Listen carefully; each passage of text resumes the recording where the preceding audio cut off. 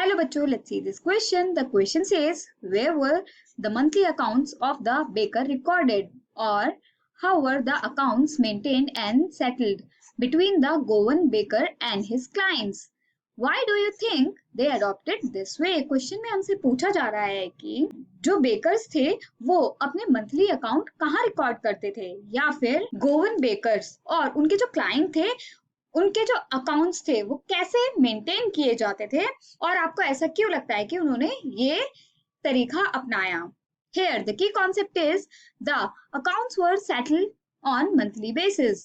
जो अकाउंट्स थे वो मंथली बेसिस पे सेटल किए जाते थे. The monthly accounts of the baker were recorded on some wall in pencil.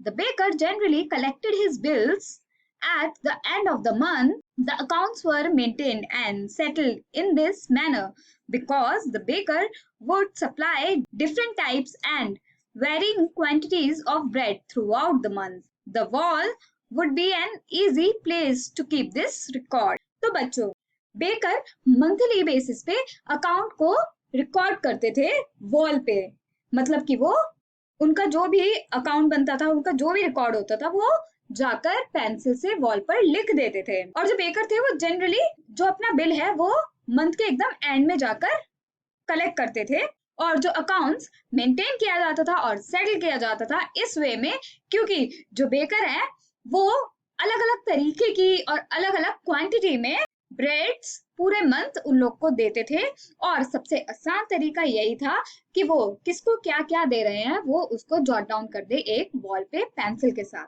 I hope you understood it well. Best of luck. Thank you.